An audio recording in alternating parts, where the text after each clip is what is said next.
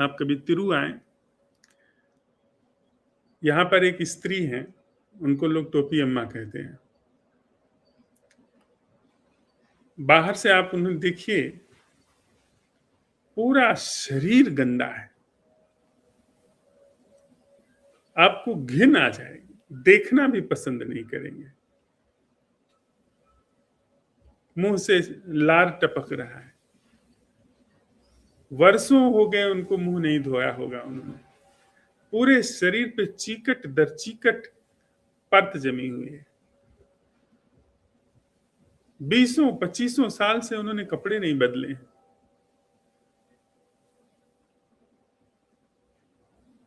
वे ऐसे कभी कभी सड़कों पर घूमती दिखाई पड़ती है। लोगों का हुजूम उनके आसपास दिखता है, उसके अलग कारण है। उनको देखते हुए अगर आप गौर से देखें, और वो किसी को नुकसान नहीं पहुंचाती, न किसी के ऊपर पत्थर फेंकती हैं, न किसी पे गाली गलौज करती हैं। चुपचाप अपना जिधर जाती, कोई है साथ में तो ठीक, कोई नहीं है साथ में तो ठीक। लोग उन्हें परमहंस कहते हैं। मुझे नहीं पता कि सच क्या है, लेकिन उनको देख करके अपने भीतर की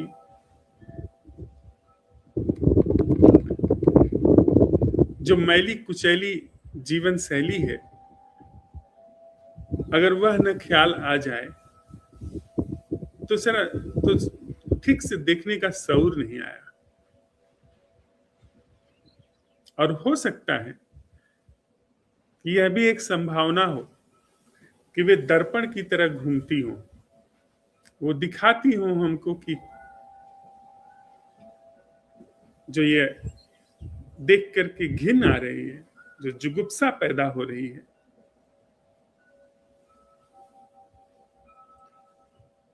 ये अब हमारे अपने भीतर क्यों नहीं पैदा होती है? वही घृणा, अरे कितने समय से घृणा पाले हुए हैं हम लोग। वही वैर, वैर से दुर्गंध नहीं आती। वही सड़े गले विचार, वही घूमते रहते हैं। क्यों नहीं उपाय हम करते? हमारी क्यों नहीं नजर जाती अपने भीतर के ढंग पर?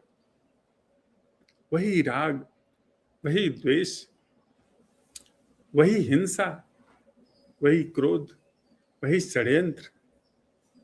और हम तो गजब के लोग हैं। हम इस बात का जस्टिफिकेशन कर जाते हैं कि मेरे अंदर ही गंदगी थोड़ी है, सबके अंदर है। सबके अंदर क्रोध है, सबके अंदर दुख है, सबके अंदर विषाद है, अवसाद है, मेरे ही अंदर थोड़ी है।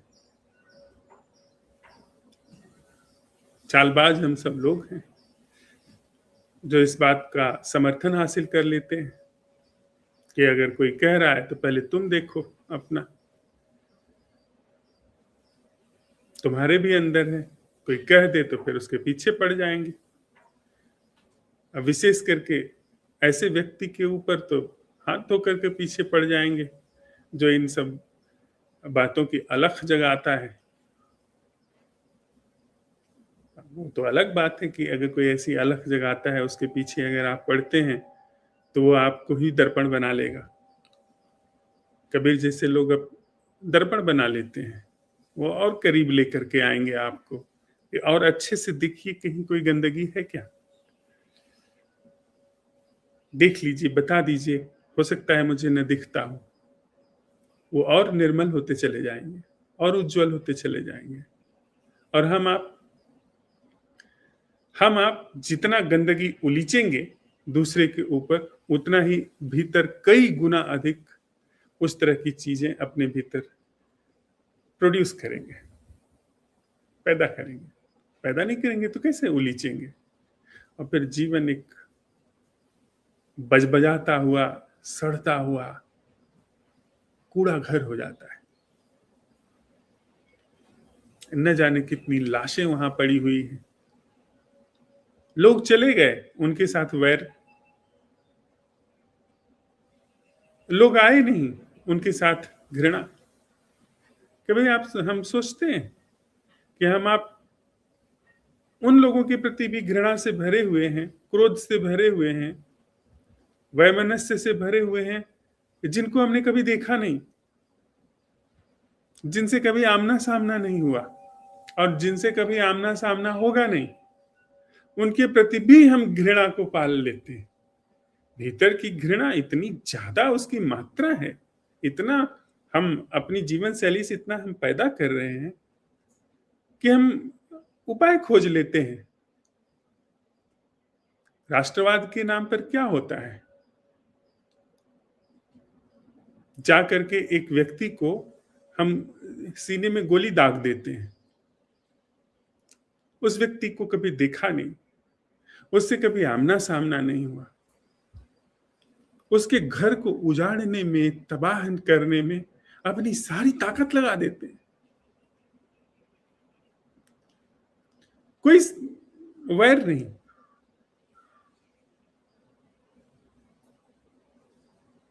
कोई सीधा सरोकार नहीं, लेकिन सब कुछ सारा विनाश। तो ये तो हमारी दशा है। शंकाओं में, आशंकाओं में, रोजमर्रा के संबंधों में, चाहे वो कार्यस्थल के संबंध हो, दफ्तर और दुकान के संबंध हो, चाहे वे घर के संबंध हो, निजी संबंध हो, यारी दोस्ती के संबंध हो, उन सारे संबंधों में हमारे स्वरूप निकल करके आते हैं। अवसरवादिता, मौका परस्ती, या वफादारी। हम वफादार भी खूब होते हैं, लेकिन मतलब के वफादार होते हैं। जहां पर हमारा हित है वहां पर खूब हम चाटुकारिता कर ले जा सकते हैं। तो ये सब कुछ, ये सारा कुछ जो चीकट जीवन शैली, जो कि ऊपर से खूब चांदी की परत लगा करके हम लोगों ने छिपा करके रखा है, इससे कब स्नान होगा? और इससे स्नान करने का आयोजन सब हम करते हैं। हम जाते हैं हफ्ते भर, महीने भर तीर्थ यात्रा करके आते हैं, या किसी जगह जाकर के विपस्सना करके आते हैं, या कुछ ऐसे संग सत्संग करके जाते हैं, कथा सुन करके आते हैं। आयोजन खूब करते हैं, जैसे किसी हमाम का खूब आयोजन हो। बढ़िया वहां पर पानी कहाँ से आएगा, गुलाब जल कहाँ से आएगा, गरम कैसे पानी को किया जाएगा, तौलिया कौन सा होगा, पानी का दबाव कितना होगा जब वो शरीर के ऊपर डाला जाएगा, फव्वारे कहाँ पर होंगे, खूब इसका आयोजन किया जाए। और नहाए कभी नहीं, खूब बढ़िया टाइल्स लगवाएं जिस पर कि चमचमाता भी टाइल हो लेकिन फिसले ना, बढ़िया खूब रंग रोगन करवाएंगे, पानी बिल्कुल ताजा हो, उसका उपाय करेंगे, लेकिन नहाएंगे कभी नहीं। जीवन एक दुर्गंध की गाथा हो जाता है। कोई अगर दूसरे ग्रह से व्यक्ति आए और थोड़ा सा हमारे भीतर झांके, तो उसको ये जानने जांचने में देर नहीं लगेगी कि हम जैसे पाखंडी लोग शायद ही कहीं अस्तित्व में पाए जाते हों, जिनकी बातें खूब हमाम की हैं, स्नान कभी नहीं होता है। बल्कि हम लोग रचे पचे हैं, जब चाहे भीतर भय चुगला लेते हैं। बाहर आप मिट्टी अपने माथे पर नहीं चुपड़ते हैं, कीचड़ नहीं अपने कपड़ों पर लगाते हैं, लेकिन वातानुकूलित कक्ष में, अपने दफ्तर या अपने कमरे में मसनद पर बैठे बैठे भीतर भीतर कुटिलताओं की, शातिरपने की, निंदाओं की, चाटुकारिताओं की जब चाहे तब चुपड़ लेते हैं भीतर, जब चाहे भीतर टायर सुलगा देते हैं। खूब मजे से धुआं होता रहे, अंदर अंदर कूड़े पिढ़े बैठे हैं, जब हम वैर के विषय में सोचते हैं, जब हम किसी से नफरत के विचारों से भरते हैं, ये भीतर की पूरी संरचना को विषाक्त कर देता है। और जहरीलेपन के तो जितने आयाम हमको खोजने हो मिल जाएंगे, जितने तरीके मिलने हो, जितने ढंग मिलने हो, शातिरपने खोजने हो, वो सब हम सब लोगों को पता है। ऐसा लगता है कि हम सब लोग आनुवंशिक रूप से भीतर ये सब चीजें लेकर के आते हैं। बिल्कुल जिनको आप हम अनपढ़ गंवार समझते हैं, उनको आप ओहदा दे दीजिए, उनको आप जरा देखिए कि जब वो संपन्न हो जाते हैं तब कैसे काम करते हैं, सब चीजें जैसे एक्टिव हो जाती हैं। कब स्नान होगा हमारा भीतर?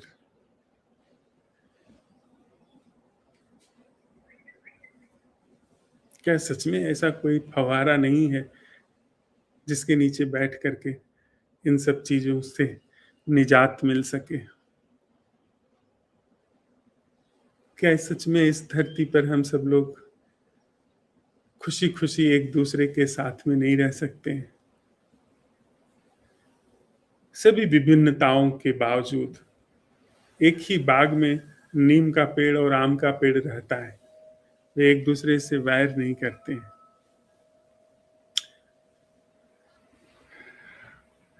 उनमें विभिन्नता है लेकिन विभाजन नहीं है। हम सब इंसानों के भीतर ऐसी क्या दुर्गंधकारी प्रक्रिया है जो विभाजन लेकर के आ रही है? जितना हम कोशिश करते हैं कि ये दुर्गंध समाप्त हो, हमारी ऐसा लगता है कि हर कोशिश नई दुर्गंध पैदा कर देती है, नया चीकट मैल पैदा कर देता है। हर कोशिश दुनिया में समाज सुधार के नाम पर जितनी कोशिश हुई, वो सुधार कम, बिगाड़ ज्यादा हुआ। संगठित रूप से एक सभ्यता विकसित करने के नाम पर जितनी भी संस्थाएं बनी, राष्ट्र की संस्था, वो संगठित रूप से सभ्यता को विकसित करने के नाम पर बनी एक संस्था है। राष्ट्र की संस्था ने जितना घिनौना, जितना कुत्सित, जितना विकृत विभत्स रूप दिखाया है इंसान को, शायद उससे ज्यादा कुछ हो नहीं सकता। सबसे ज्यादा युद्ध लड़े गए हैं इस राष्ट्रवाद के नाम पर। धर्म की संस्थाएं, हिंदू, मुस्लिम, सिख, ईसाई, क्या हुआ है इनके नाम पर? इनके नाम पर विकृत, विभत्स, घिनौने चेहरे सामने आए हैं। सारी दुनिया में धर्म के नाम पर बच्चों को तेल में उबाला गया, छोटी बच्चियों के साथ में निर्मम से निर्मम कृत्य किए गए। जब युद्ध समाप्त होता है, सो कॉल्ड समाप्त होता है, युद्ध के शीतकाल में, युद्ध तो कभी समाप्त नहीं होता दिखाई पड़ता, ऐसी विपदाएं, ऐसी घिनौनी विपदाएं, ऐसा दुख छूटता है जिसकी कसक पीढ़ियों दर पीढ़ियों, दशकों दशकों तक